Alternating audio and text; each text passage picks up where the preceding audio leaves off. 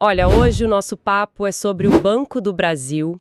Eles soltaram um comunicado recente sobre a política de dividendos para 2026. Um comunicado que deu o que falar, né? Exato. E a nossa missão aqui é tentar traduzir o que isso significa na prática, sabe? Para o bolso de quem investe. Uhum. Porque à primeira vista parece uma notícia simples, mas os detalhes levantam uma questão importante. O banco está sendo prudente, arrumando a casa para o futuro, ou está sendo meio pessimista? Pois é, essa é a grande pergunta no ar. Porque não se trata só de um número, né? É uma mensagem que a diretoria está passando para o mercado. Uma sinalização. Exatamente. E para a gente decifrar essa mensagem, a gente precisa entender o ponto de partida de toda essa história, que é uma única palavra: payout. Payout. Tudo, absolutamente tudo, gira em torno da decisão do banco sobre esse indicador. Certo. Então vamos começar por aí. Muita gente que acompanha a gente já está familiarizada com o termo, mas é sempre bom reforçar, principalmente nesse contexto. O que é o payout e por que esses 30% definidos pelo Banco do Brasil causaram tanto barulho? Então, de forma bem direta, payout é a fatia do lucro que a empresa decide distribuir, devolver para os acionistas. A parte que vai para o bolso, basicamente. Isso. Se uma empresa lucra, digamos, 100 milhões e tem um payout de 30%, ela vai distribuir 30 milhões em dividendos ou juros sobre capital próprio. Ok.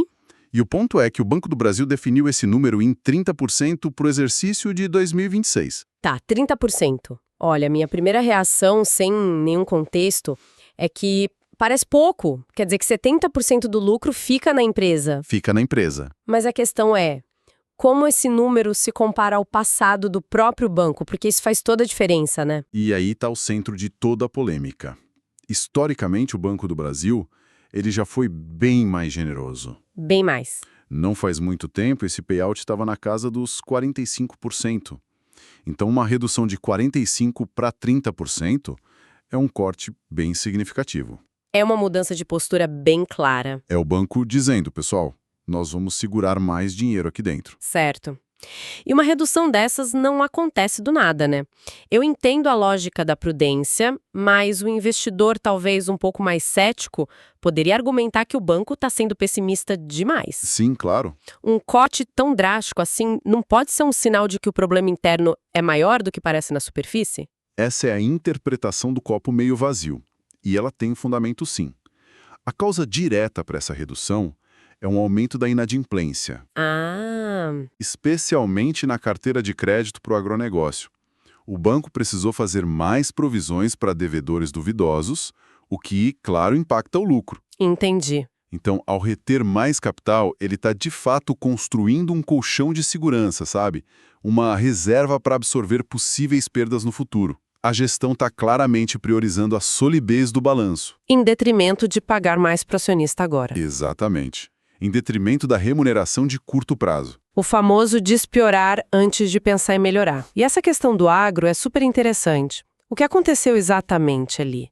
Foi algum evento climático, queda no preço das commodities?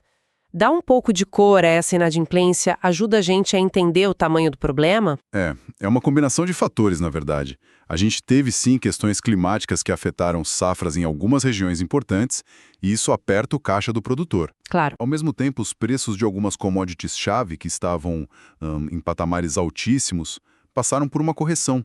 Soja, milho... Então a receita esperada não veio. Exato. O produtor que tomou crédito esperando uma receita X acaba tendo uma receita Y bem mais baixa. E para um banco com a exposição que o Banco do Brasil tem ao agronegócio, esse cenário acende um alerta amarelo, no mínimo. E a decisão do payout de 30% é a resposta da gestão a esse alerta. É a resposta.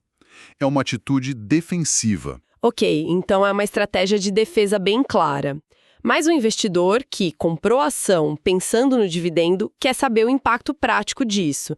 Se o banco está segurando 70% do lucro, o que sobra para o acionista? Vamos para as contas, então. Vamos lá. E para fazer isso de forma justa, a gente precisa trabalhar com cenários, porque o futuro, bom, ninguém tem bola de cristal. Certo. Vamos lá. O primeiro cenário, que a gente pode chamar de conservador ou pé no chão, usa os dados que a gente já tem. A gente pega o lucro líquido que o banco acumulou nos últimos 12 meses, que foram reportados, um período que já foi impactado por esses desafios todos. Peraí, só para a gente ter a ordem de grandeza. De que lucro a gente está falando nesse período mais recente? A gente está falando de um lucro de aproximadamente 15,9 bilhões de reais. 15,9. É um número relevante, claro, mas está abaixo do potencial do banco. Agora vem a matemática simples. A gente aplica o payout de 30% sobre esses 15,9 bilhões de reais. Ok. Isso resulta numa distribuição total aos acionistas de cerca de 4,7 bilhões de reais. Certo, 4,7 bilhões é o valor total, mas para o investidor o que importa mesmo é o dividend yield, né? O rendimento em relação ao preço da ação. Como fica esse número? Exato.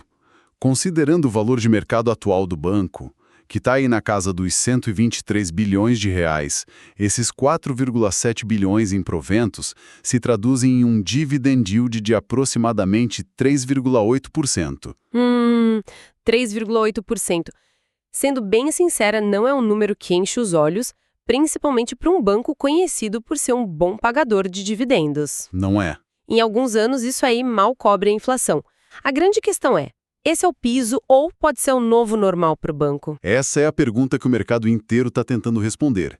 E é exatamente por isso que a gente precisa olhar para o segundo cenário, o cenário otimista. Ok. Ele parte do pressuposto de que 2026 vai ser um ano de recuperação, que o pior da inadimplência do agro vai ficar para trás e que o banco vai voltar a um patamar de lucratividade mais robusto. E o que seria esse patamar mais robusto? Existem projeções de mercado para isso? Sim, existem.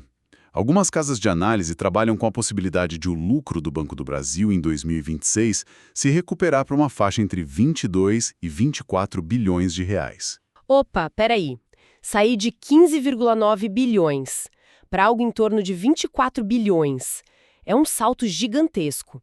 É um aumento de mais de 50% no lucro. É um salto. Isso me parece otimista demais. O que precisaria acontecer de tão extraordinário para o banco dar essa virada toda? Essa projeção tem alguma base sólida ou é só um chute de alguém muito confiante? É uma projeção agressiva, sem dúvida, mas não é um delírio. Ela se baseia em alguns pilares. Primeiro, a normalização do ciclo de crédito do agronegócio. A ideia é que, depois do pico de provisionamento, a inadimplência volte para níveis mais controlados. Certo, problema a ser resolvido. Segundo, o próprio ambiente macroeconômico. Se a gente tiver um cenário de juros mais baixos, isso tende a ser positivo para os bancos em geral. E terceiro, a eficiência operacional do próprio banco, que tem trabalhado para melhorar suas margens. Então é um alinhamento de planetas, basicamente. A projeção de 24 bilhões é o que a gente chama de cenário céu azul, onde tudo dá certo. Entendi. É o cenário onde o avião decola com vento a favor e todos os passageiros aplaudem. Mas vamos seguir com ele para a gente poder calcular se o banco realmente entregar um lucro de 24 bilhões, como fica o dividendo? A conta é a mesma. A gente pega os 24 bilhões de lucro e aplica o mesmo payout de 30%. Ok. O valor total distribuído salta para 7,2 bilhões de reais. E o mais importante, com o mesmo valor de mercado de 123 bilhões, o dividend yield projetado sobe para aproximadamente 5,8%, quase 6%. Agora sim. Agora a gente está falando de um número bem mais atrativo. 5,8% já coloca o Banco do Brasil de volta no radar de muitos investidores de renda. Com certeza. Mas a distância entre 3,8% e 5,8% é um abismo. Fica muito claro que a política de 30% é só uma parte da equação. Exato. O que vai definir o futuro do investidor é a capacidade de gestão do banco em gerar lucro. A discussão sobre o percentual do payout quase vira secundária, né? Precisamente. O que é fascinante aqui é ver como a mesma política de payout pode gerar resultados tão diferentes. Isso nos leva a um ponto que talvez seja a principal mensagem para o investidor de longo prazo. Qual seria? Se o banco conseguir, de fato, arrumar a casa, existe um duplo potencial de crescimento na remuneração. Como assim um duplo potencial? Explica melhor isso. Pensa como se fossem dois motores que podem ser ligados em sequência. O primeiro motor, o mais imediato, é o crescimento do lucro. Uhum. Se o banco sair dos 16 bilhões e for para os 24 bilhões, mesmo com o payout travado em 30%, o valor do dividendo em reais aumenta significativamente, como a gente viu. Esse é o primeiro gatilho. Certo, aumentar o tamanho do bolo. E o segundo motor? O segundo motor é o próprio payout. Uma vez que a inadimplência esteja controlada, o balanço fortalecido e a lucratividade em alta, o Conselho de Administração pode se sentir confortável para reavaliar a política. Ah, entendi. Eles podem dizer, ok, a fase difícil passou. Agora podemos voltar a distribuir uma fatia maior do nosso lucro. E aí aquele payout de 30% pode voltar para 40%, talvez? Talvez até para os 45% históricos. E se isso acontecer em cima de um lucro já maior, o efeito no dividendo é exponencial. Então, a tese de investimento se torna uma aposta em duas etapas. A primeira é a recuperação operacional. Isso. A segunda é a mudança na política de distribuição. Isso exige paciência do investidor. Exige paciência e principalmente confiança na gestão. É uma aposta direta na capacidade dos executivos de navegarem por essa turbulência. Faz todo sentido. Então temos um gatilho de curto a médio prazo, que é o lucro subir, e um de médio a longo prazo, que é o payout aumentar. Isso é a parte da estratégia. Mas para quem realmente vive da renda dos dividendos, a previsibilidade de quando o dinheiro cai na conta é tão importante quanto o valor. Fundamental. E nisso, o banco parece ter sido bem claro no comunicado, certo? Certíssimo. E essa é uma das grandes vantagens competitivas do Banco do Brasil para esse perfil de investidor. A previsibilidade. Eles são conhecidos por anunciar o calendário de pagamentos com uma antecipação enorme. E já anunciaram para 2026. Já, para 2026, mesmo estando longe, eles já divulgaram que serão 8 pagamentos ao longo do ano. 8 pagamentos. Isso dá mais ou menos um a cada um mês e meio. E como eles se organizam? São todos iguais? Não. Eles são divididos em duas categorias. A maior parte são os chamados pagamentos antecipados. Conforme o banco vai divulgando os resultados trimestrais, ele já adianta uma parte do dividendo correspondente. Tipo um adiantamento mesmo. Exato. E depois, no final do exercício, após a divulgação do resultado anual consolidado, vem o pagamento complementar.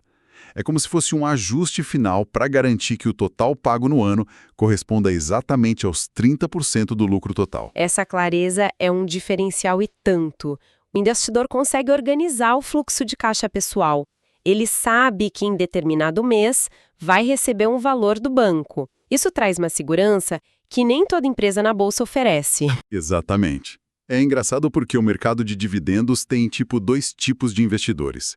Aquele que ama a previsibilidade e a solidez de um Banco do Brasil, com um calendário definido e tudo mais. E o outro? E aquele que odeia essa cautela toda e prefere empresas mais agressivas que distribuem tudo o que podem, mesmo que o futuro seja uma incógnita. O Banco do Brasil, com essa decisão, se posicionou claramente no primeiro grupo. Perfeito. Então, vamos amarrar as pontas de tudo que a gente discutiu. O que tudo isso significa no final do dia? Começamos com a pergunta se o banco estava sendo prudente ou pessimista. E a resposta parece ser prudentemente pessimista no curto prazo, para poder ser realisticamente otimista no longo prazo. Boa definição. Temos uma política clara. Um payout de 30% para 2026. Uma decisão conservadora, justificada pela necessidade de fortalecer o balanço diante dos desafios no agronegócio. A partir daí, traçamos 2 caminhos bem distintos para o rendimento. Um cenário mais cauteloso, que nos leva a um dividendo próximo de 4%. Isso. E um cenário otimista, que depende de uma recuperação forte do lucro, podendo levar o rendimento para perto de 6%. A variável-chave, o fiel da balança, será a performance operacional do banco. Exatamente. E toda essa análise levanta uma questão importante, sabe? Uma reflexão final para quem nos ouve. No contexto de um investimento focado em renda, o que é mais valioso? Continua. O que vale mais? Uma empresa que paga um payout altíssimo hoje, distribuindo 90% ou 100% do lucro, mas que talvez não invista no próprio crescimento e tenha resultados muito voláteis. Ou uma empresa como o Banco do Brasil neste momento. Que pisa no freio. Que pisa no freio, adota um payout conservador, retém lucro para resolver seus problemas e fortalecer as operações, construindo uma base para um crescimento talvez mais lento, mas muito mais sólido e sustentável dos dividendos no futuro. É uma ótima provocação. No final das contas, o Banco do Brasil está nos forçando a escolher. Você prefere um dividendo mais modesto, porém com maior segurança, hoje, ou a promessa de um dividendo muito maior amanhã? É uma aposta direta na capacidade da gestão de arrumar a casa. E o mercado, historicamente, nem sempre tem paciência para esperar. Essa é a tensão que vai movimentar as ações do banco nos próximos anos. E a questão central que a gente vai discutir aqui é se essa definição de um payout de 30% do lucro é um sinal de confiança, de previsibilidade para o investidor, ou se, na verdade, é um alerta, né? Um alerta sobre as dificuldades que o banco talvez já enfrente e pode continuar enfrentando. Perfeito. Eu defendo a primeira visão. Para mim, essa clareza na política, mesmo com um percentual menor, aponta para uma gestão prudente e uma recuperação que eu vejo como promissora. É uma oportunidade. Já eu sigo a linha oposta. Eu vejo essa redução no payout como um reflexo direto de fraquezas e riscos. E isso, na minha opinião, torna a ação bem menos atraente para quem busca renda com dividendos. Olha, a decisão de fixar o payout em 30% é, a meu ver, uma medida de gestão de capital extremamente responsável para um banco que está, assim, navegando num período de ajuste. O essencial aqui é a perspectiva de futuro, né? Se a gente considerar a projeção de lucro do próprio banco, que é de 24 bilhões de reais para 2026, nós estamos falando de um dividend yield potencial de quase 6%. Isso é muito atrativo. Essa política ela estabelece um piso. À medida que o banco superar as questões de inadimplência, principalmente no agronegócio, o caminho fica livre para o lucro e o payout voltarem a crescer, como já vimos no passado, quando chegou a 45%. Tá, mas vamos nos ater aos fatos concretos de agora. O payout foi reduzido de um patamar que era histórico de 45% para 30%. Isso é, objetivamente, uma diminuição na remuneração do acionista, né? E assim, basear uma tese de investimento em projeções otimistas para daqui a 2 anos é um exercício de especulação. Se a gente aplicar os 30% sobre o lucro real dos últimos 12 meses, que foi de 15,9 bilhões, o dividend yield projetado cai para apenas 3,8%. Na minha avaliação, esse rendimento baixo não compensa o risco de investir num banco que admite, com todas as letras, ter seus lucros comprimidos pelo aumento da inadimplência. A necessidade de reter capital sugere que os desafios são bem grandes. Eu entendo a sua lógica, de verdade, mas eu vejo essa medida de outra forma. Isso não me parece um sinal de pânico, e sim de prudência estratégica. Ao fortalecer sua base de capital agora, o banco garante solidez para, no futuro, poder distribuir lucros até maiores e de forma mais sustentável. E tem outro ponto. A previsibilidade das 8 datas de pagamento. Isso é um benefício tangível para o planejamento do investidor, sabe? Com todo respeito, essa visão não me convence. Um investidor que busca dividendos quer, por definição, retorno agora. Aceitar um rendimento atual que é baixo na esperança de uma melhora lá na frente é trocar a realidade pela especulação. A redução do payout é o sinal mais claro que a administração pode dar de que ela precisa guardar capital. Isso indica que os problemas podem ser mais persistentes do que a gente imagina. A gestão está sendo cautelosa e o investidor deveria ser também. Mas aí a gente fica só olhando para trás, né? O mercado precifica expectativa. O preço de uma ação hoje reflete o que se espera dela amanhã. A recuperação do lucro para a casa dos 24 bilhões de reais é uma projeção perfeitamente razoável para uma instituição do porte do Banco do Brasil. O problema é cíclico, não estrutural. Quem se posiciona agora captura justamente essa melhora. Razoável. Olha, a projeção é uma possibilidade, não é um fato. O fato é que, com base nos resultados concretos de agora, o retorno é baixo. A inadimplência no agronegócio é um problema real que está fora do controle do banco. Os efeitos disso podem durar mais do que o esperado, tornando essa projeção de 24 bilhões não só otimista, mas, para mim, arriscada. O investidor assume o risco de a projeção simplesmente não acontecer. Então, para resumir o meu ponto, a nova política do Banco do Brasil oferece uma base sólida e previsível. Embora o rendimento com base no lucro recente pareça modesto, a perspectiva de recuperação aponta para um potencial de quase 6%, o que configura uma oportunidade bem interessante para quem olha para o médio e longo prazo. E eu concluo reforçando que os dados de hoje mostram um payout menor e um rendimento real abaixo de 4%. A decisão da diretoria de reter mais lucros é um indicativo muito forte de cautela interna. A questão para o investidor é se a promessa de um retorno futuro justifica os riscos que são bem visíveis no presente. Fica claro que a análise final depende muito do foco do investidor, se ele está olhando para os resultados já consolidados ou para a perspectiva de recuperação da companhia. Esse estudo não constitui nenhum serviço de análise ou recomendação. Este é um mercado de renda variável, bolsa de valores, onde o risco é inerente, toda e qualquer decisão é de cada investidor. Um abraço e até a próxima.